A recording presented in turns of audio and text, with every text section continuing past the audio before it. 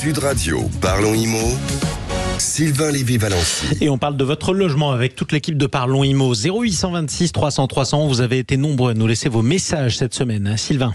Oui, absolument. Et on va parler d'ailleurs, comme chaque semaine avec notre partenaire Biagimo, du bien viager de la semaine. Mais tout de suite, on écoute les auditeurs et notamment cette rubrique. Ça vous concerne, c'est pas grave, ça peut arriver. Oui, il n'est pas réveillé ce matin. Bon, alors cette semaine, c'est Jean-Pascal et Audrey qui nous ont écrit. Je rappelle que vous pouvez nous écrire, n'hésitez pas, hein, tout au long de la semaine si vous avez des petits soucis avec votre logement. Bon, là, c'est un couple de propriétaires à Boulogne-Billancourt, dans le 92. Ils ont un gros problème avec l'ascenseur de leur immeuble. Cet ascenseur n'arrête pas de tomber en panne. Et du coup, une maman est récemment restée coincée dedans plusieurs minutes avec son enfant. Donc forcément, elle n'était pas rassurée. Ouais. Ça suffit pour notre couple qui a décidé de prendre le sujet à bras-le-corps lors de la prochaine assemblée de copropriétaires. Mais ils ont plusieurs questions à ce sujet. Voilà, parce que c'est vrai qu'ils ne s'y connaissent pas forcément. Ils sont restés combien de temps dans l'ascenseur? La maman, elle est restée une dizaine de minutes à peu près avec son enfant. Ça va. Ouais, mais bon, avec un enfant, tu paniques quand même. Hein. Non, mais c'est pas comme le film L'ascenseur pour l'échafaud, il est resté toute la nuit. Hein. Oui, non, ça aurait pu être pire. Écoutez, on vous conseille d'essayer, vous nous direz ce que vous préférez. Bon, pour répondre à ces questions, donc j'ai le plaisir d'accueillir Bertrand Pérou, le président de Drieux-Combalusier, qui fabrique des ascenseurs depuis 1947. Célèbre. Bonjour Bertrand. Bonjour à tous, bonjour à tous les auditeurs de Sud Radio. Alors Bertrand, vous fabriquez donc des ascenseurs sur mesure en plus, hein? Oui, c'est notre métier d'origine, notre ADN, c'est de la fabrication et la conception d'ascenseurs sur mesure pour les bâtiments parisiens sur le Paris Grand Paris. Voilà, donc tout est fait en atelier. Alors, vous êtes bien placé pour répondre à nos questions. Est-ce qu'un ascenseur qui tombe fréquemment en panne, c'est normal ?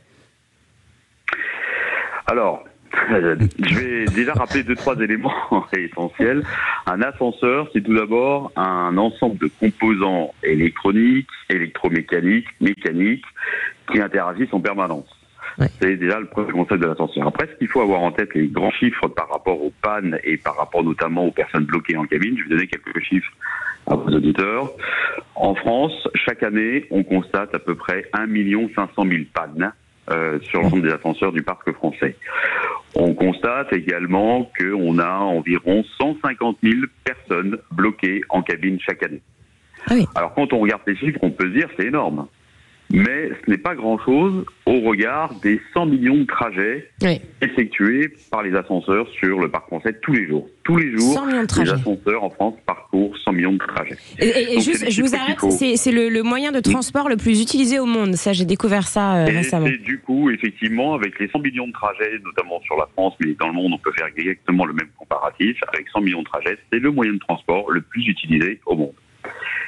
Donc, forcément, effectivement, tous ces trajets génèrent effectivement des pannes. Après, pour répondre à votre question, les points essentiels sur lesquels il faut se focaliser, il y en a de nombreux aspects. Le premier point, c'est quelle est la date de l'ascenseur? Est-ce qu'on parle d'un ascenseur qui a 10 ans d'ancienneté ou est-ce qu'on parle d'un ascenseur qui a 40 ans? Le sujet est structurant. Le deuxième point, c'est est-ce que la qualité du matériel qui était posé à l'époque était de bonne qualité, parce que forcément, en fonction de ce qui est mis en matière de construction, ça a un impact sur le cycle de vie de l'ascenseur. Troisième point, c'est le trafic généré. Est-ce que le trafic a évolué au sein du bâtiment?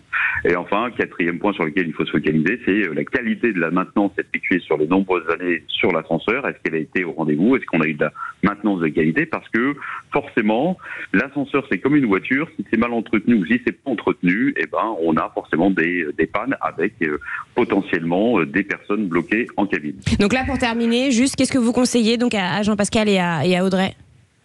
Alors, très clairement, de déjà procéder à un audit approfondi avec l'ascenseuriste avec lequel qui est missionné par le syndic pour déterminer la cause. Et en fonction de la cause qui est traitée, c'est de se dire il y a plusieurs solutions curatives. Une première solution assez simple, qui est une réparation simple d'un organe essentiel. Une deuxième solution curative, qui est un plan de modernisation, de rénovation qui vient rénover finalement les organes essentiels de l'ascenseur.